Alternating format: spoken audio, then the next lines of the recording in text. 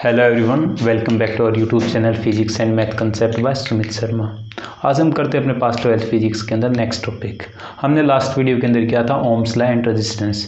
उस वीडियो के अंदर हमने जाना था भाई जो ओम्स लॉ है वो कैसे एप्लीकेबल होता है, किन अप्लायंसेज के लिए एप्लीकेबल होता है, कौन सी कंडीशंस होती हैं, और वहाँ से अपने को एक टर्म मिली थी रेजिस्टेंस। उस रेजिस्टेंस के बारे में जाना था, रेजिस्टेंस क्या था, उसी को हम आगे बढ़ाते हैं। रेजिस्टेंस किन के ऊपर डिपेंड करता है वो सारी टर्म आज करेंगे हम, ठीक है। तो सबसे पहले देखते हैं क्या इलेक्ट्रिकल रेजिस्टेंस। तो इलेक्ट्रिकल जो रेजिस्टेंस, देखो इसको समझने के लिए वैसे हमने आपकी प्रीवियस वीडियो के अंदर इसको अच्छे से एक्सप्लेन किया था। उसके यदि आप देखना चाहते हैं तो उसका लिंक आपको डिस्क्रिप्शन के अंदर मिल जाएगा। आप उसको समझिएगा अच्छे से, फिर आप इसको और भी अच्छे से समझ पाओगे, ठीक है। तो देखते हैं इलेक्ट्रिकल रेजिस्टेंस। देखो कल हमने निकाला था ओम्स लॉ से V is directly proportional to I, वहां से V इक्वल्स टू अपने को मिला था IR, ठीक है। वहां से हमने जो R था, R को क्या बोला था, R को एक कांस्टेंट है, ठीक है। इस कांस्टेंट को क्या नाम दिया था, रेजिस्टेंस। और हमने ये भी निकाला था R की वैल्यू यदि यहाँ से निकाली क्या मिलती है, V बाय में I, ठीक है। तो जो रेजिस्टेंस था, रेजिस्टेंस को हमने डिफाइन किया था कि रेजिस्टेंस एक प्रॉपर्टी है किसी एक कंडक्टर की जो क्या बताती है आपको, जो करंट उसके अंदर से फ्लो हो रहा है उसको कौन रोकता है, कितना रोक पाता है, या बोल सकते हैं it is the property of a conductor to resist the flow of charge. किसी एक कंडक्टर के अंदर से मान लेते हैं अपने पास एक कंडक्टर है, इसके अंदर से जो करंट फ्लो कर रहा है उसको ये रोकने की जो प्रॉपर्टी काम करेगी वो क्या थी, रेजिस्टेंस। रेजिस्टेंस क्या एक ऐसी प्रॉपर्टी है कंडक्टर की जो उसके अंदर से जो चार्जेस फ्लो कर रहे हैं उनके फ्लो को रोकने का काम करती है। वो क्या थी, प्रॉपर्टी ऑफ ए कंडक्टर, ठीक है। तो रेजिस्टेंस हमने निकाले थे, रेजिस्टेंस क्या मिला था अपने को, R इक्वल्स टू क्या था, V बाय में I। फिर हमने इसकी यूनिट भी डिस्कस की थी। यूनिट क्या थी, यूनिट हमने निकाली थी यहाँ से रेजिस्टेंस की, क्या थी, ओम। और इस ओम को हमने कैसे रिप्रेजेंट किया था, ऐसे रिप्रेजेंट किया था। और इसके बाद हमने देखो 1 ओम को भी डिफाइन किया था। क्या था 1 ओम, 1 ओम क्या था, जब किसी कंडक्टर के अक्रॉस 1 वोल्ट का पोटेंशियल हो और उसके अक्रॉस 1 एम्पियर करंट फ्लो कर रहा हो। किसी एक कंडक्टर के अक्रॉस 1 वोल्ट का पोटेंशियल हो और उसके अंदर से जो करंट हो कितना, 1 एम्पियर, तो उस केस में हम जो रेजिस्टेंस होगा उस कंडक्टर का उसको क्या बोलेंगे हम, वहां पे जो रेजिस्टेंस है वो कितना है, 1 ओम रेजिस्टेंस है, ठीक है। तो आज करते हैं हम जो रेजिस्टेंस है, रेजिस्टेंस किन के ऊपर डिपेंड करता है, किन के ऊपर जो रेजिस्टेंस है कंडक्टर का डिपेंड करेगा। देखो इस फॉर्मूले से देखें या ओम्स लॉ के अकॉर्डिंग हमने देखा था जो V और I के बीच जो ग्राफ था, V और I, इसको V मान लिया, इसको क्या मान लिया I, इनके बीच जो ग्राफ था वो कैसा था, स्ट्रेट लाइन। और स्ट्रेट लाइन ग्राफ क्या होता है, डायरेक्टली प्रोपोर्शनल। यदि आपने V की वैल्यू ज्यादा की तो करंट भी बढ़ेगा। वैसे देखिए यहाँ से जो अपने को R मिला रेजिस्टेंस, और रेजिस्टेंस क्या, V बाय में I, V से क्या वोल्ट, नीचे क्या I से करंट। तो हम यहाँ से इस फॉर्मूले के साथ यदि रिलेट करें ना तो जो रेजिस्टेंस होगा, रेजिस्टेंस एक प्रॉपर्टी है। देखो सिंपली हम देखते हैं ना बहुत सारे फॉर्मूलाज के अंदर, तो वहां पे क्या मिलता है, जो फॉर्मूला होता है उसी के बेसिस के ऊपर वो अपने पास क्वांटिटी मिलती है डिपेंडेंट। तो यहाँ पे देखेंगे तो जो V और I है इनके ऊपर रेजिस्टेंस कभी भी डिपेंड नहीं करता। किसी भी कंडक्टर का यदि हम रेजिस्टेंस निकालेंगे तो वो न तो V के ऊपर डिपेंड करेगा और न ही I के ऊपर, क्योंकि वो एक प्रॉपर्टी है। और कैसी प्रॉपर्टी है, to resist the flow of charge, charge के फ्लो को रेसिस्ट करने की प्रॉपर्टी है, वो कौन सी है, रेजिस्टेंस, ठीक है। तो यहाँ पे जो रेजिस्टेंस किन के ऊपर डिपेंड करता है वो हम अभी डिस्कस करेंगे, बहुत ज्यादा इंपॉर्टेंट है, तो उसको जानते हैं। देखिएगा, देखो फैक्टर्स अफेक्टिंग रेजिस्टेंस, रेजिस्टेंस को कौन कौन से फैक्टर अफेक्ट करते हैं। तो मान लेते हैं अपने पास एक ऐसा कंडक्टर है, ठीक है। इस कंडक्टर की लेंथ क्या है अपने पास L, इसका एरिया ऑफ क्रॉस सेक्शन क्या है A, ठीक है। इस कंडक्टर के लिए देखें तो अपने पास फैक्टर अफेक्टिंग रेजिस्टेंस, रेजिस्टेंस को अफेक्ट करने वाले फैक्टर कौन से हैं। तो हमने रेजिस्टेंस निकाला क्या, V बाय I, तो हम क्या बोल सकते हैं, रेजिस्टेंस कभी भी पोटेंशियल से और करंट से अफेक्ट नहीं होगा, ठीक है। तो रेजिस्टेंस को कौन कौन से फैक्टर अफेक्ट करते हैं, ज्यादा कब होगा, कम कब होगा, तो फैक्टर देखते हैं। तो हमने क्या मान लिया, कंसीडर कर लिया एक कंडक्टर जिसकी लेंथ क्या अपने पास L, area of cross section क्या है A, ठीक है। तो अपने पास फर्स्ट लिखेंगे लेंथ, लेंथ के ऊपर डिपेंड क्या करता है, रेजिस्टेंस, ठीक है। सेकंड लिखेंगे इसके ऊपर एरिया ऑफ क्रॉस सेक्शन, क्या लिखेंगे, area of cross section. Third जो है, थर्ड लिखते हैं अपने पास नेचर, क्या लिखेंगे, नेचर ऑफ कंडक्टर, ठीक है। तो ये 3 ऐसे फैक्टर हैं जो अफेक्ट करते हैं किसी एक कंडक्टर के रेजिस्टेंस को। तो देखते हैं हम कैसे अफेक्ट करते हैं, भाई ज़्यादा होगा कम होगा। तो फर्स्टली देखते हैं अपने पास जो लेंथ है, लेंथ के लिए देखें तो जो रेजिस्टेंस है R is directly proportional to L। यदि अपने पास लेंथ बढ़ेगी तो जो रेजिस्टेंस है किसी भी कंडक्टर का वो बढ़ेगा। बोल सकते हैं भाई सीधा सा, भाई अपने पास कोई एक कंडक्टर है जिसका रेजिस्टेंस है 20 ओम। कैसा है? 20 ओम। उसकी जो लेंथ है वो कितनी है? 2 मीटर। 2 मीटर का एक कंडक्टर है, ठीक है। उसका रेजिस्टेंस कितना? 20 ओम। अब यदि वही कंडक्टर वही same area of cross section हमने क्या कर दिया? 4 मीटर का कर दिया, तो उसका रेजिस्टेंस क्या होगा? देखो हमने लेंथ को क्या कर दिया? डबल, तो उसका जो रेजिस्टेंस है वो भी क्या हो जाएगा? डबल हो जाएगा। और रेजिस्टेंस क्या मिलेगा अपने को? 40 ओम, ठीक है। तो फर्स्टली हम क्या बोल सकते हैं, जो लेंथ है, लेंथ क्या करती है? रेजिस्टेंस को डायरेक्टली अफेक्ट करती है। यदि लेंथ किसी कंडक्टर की बढ़ेगी तो जो रेजिस्टेंस है वो भी बढ़ेगा, ठीक है। अब देखो सेकंड आता है अपने पास एरिया ऑफ क्रॉस सेक्शन। देखो यहाँ पे हमने जो लिखा था ये केस कंडक्टर वाला, यहाँ पे देखें यदि हमने लेंथ को डबल कर दिया तो यहाँ पे क्या होगा? यहाँ पे देखो ये L और कर दिया हमने, तो लेंथ टोटल कितनी हो गई? 2L। Area of cross section क्या? सेम। तो यहाँ पे जो रेजिस्टेंस है क्या हो जाएगा? 2 टाइम्स हो जाएगा, ठीक है। अब देखते हैं अपने पास second area of cross section. अब एरिया ऑफ क्रॉस सेक्शन क्या है? देखो अपने पास इस मार्कर से समझते हैं। अपने पास पहले हम लेंथ को देखते हैं। एक ऐसा कंडक्टर, ठीक है। इस कंडक्टर के लिए देखें अपने पास जो रेजिस्टेंस है, मान लिया अपने पास 5 ओम है। कितना है? 5 ओम। इसका एरिया ऑफ क्रॉस सेक्शन अपने पास ये है, ठीक है। अब हमने इसकी लेंथ को कर दिया डबल, क्या हो गया?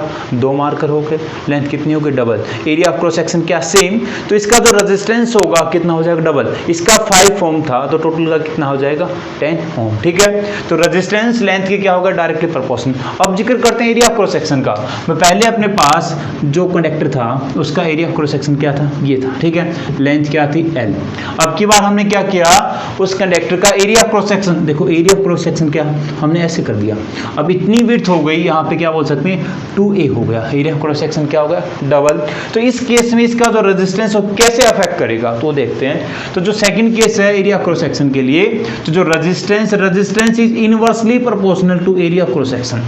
देखो इनवर्सली का मीन क्या है? यदि आप एरिया ऑफ क्रॉस सेक्शन बढ़ाओगे तो रेजिस्टेंस क्या हो जाएगा? कम होगा। जैसे अपने पास पहले इतनी मोटाई का एक वायर था, मान सकते हैं इतना एरिया ऑफ क्रॉस सेक्शन था, दोनों का मिला के देखें। फिर हमने क्या कर दिया? हाफ। जैसे हमने एरिया ऑफ क्रॉस सेक्शन को हाफ किया तो रेजिस्टेंस डबल हो गया। या फिर हम यहाँ पे लेके चल देंगे, ठीक है। इसके लिए कितना है? 10 ओम रेजिस्टेंस है। अब हमने इसके एरिया ऑफ क्रॉस सेक्शन को यदि डबल कर दिया, हम क्या मान के चलते हैं? एरिया ऑफ क्रॉस सेक्शन को क्या किया? डबल।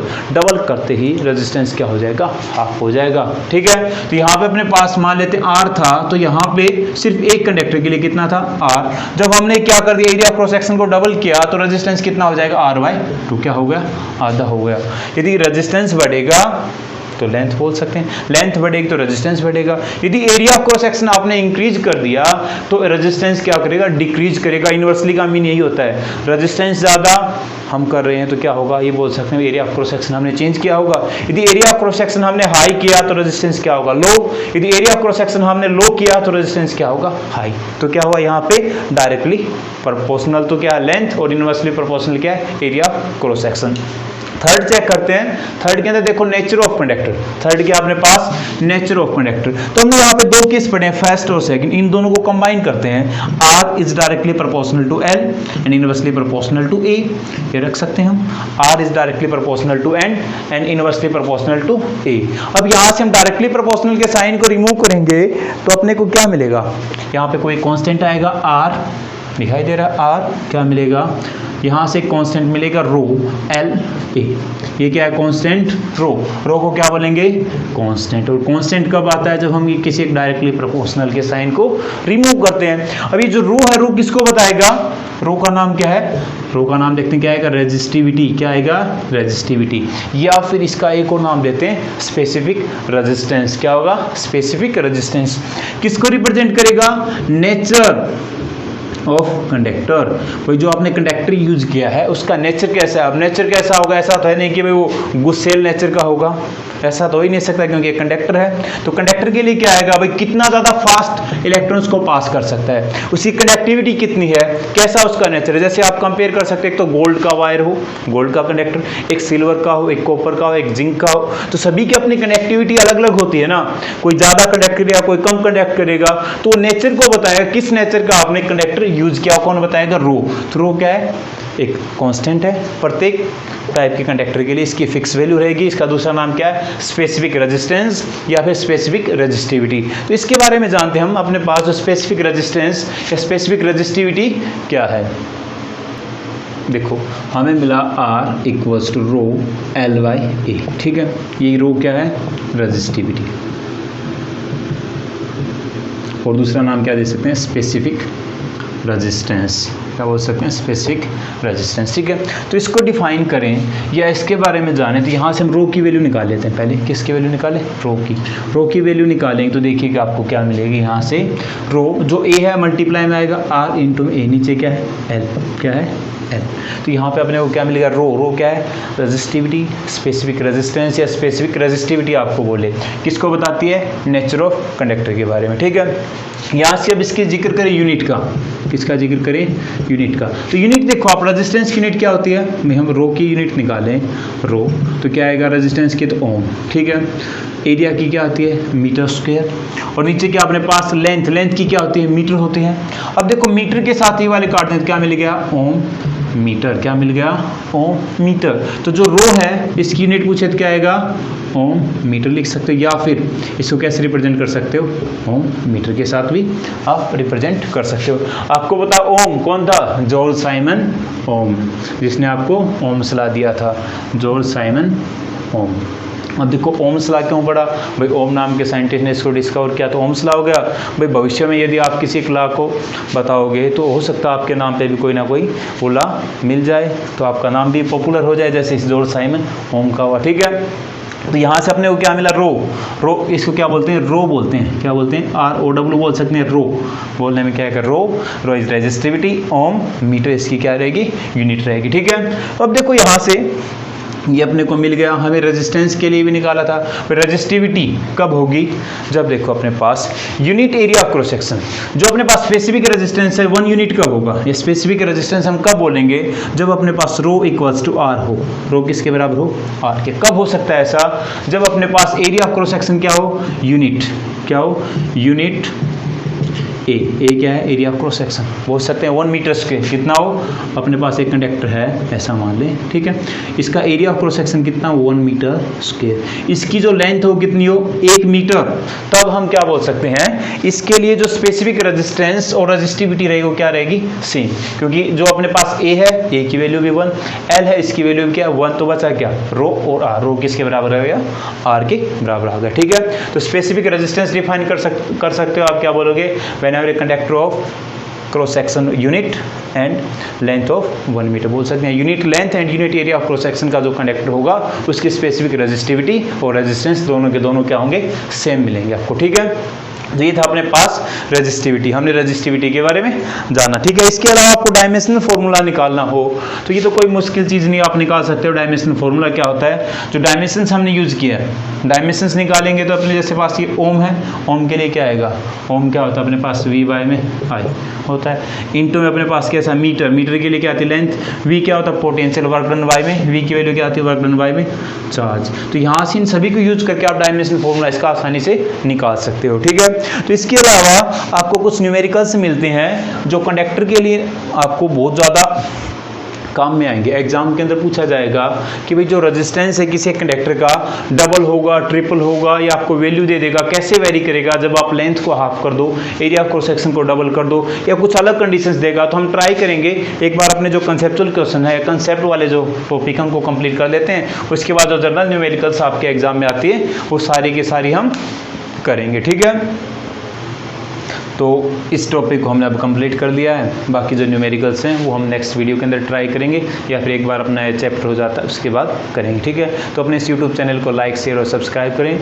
याद रखें अपना यूट्यूब चैनल कौन सा, physics and math concept by Sumit Sharma. इसकी जो प्रीवियस वीडियो है आप वैसे भी सर्च कर सकते हो अपने यूट्यूब चैनल के ऊपर जाके, यूट्यूब ऐप के ऊपर जाके एक बार सर्च करोगे physics and math concept by Sumit Sharma, आपको ये वीडियो के लिंक मिल जाएंगे और आप अच्छे से इनको पढ़ पाओगे।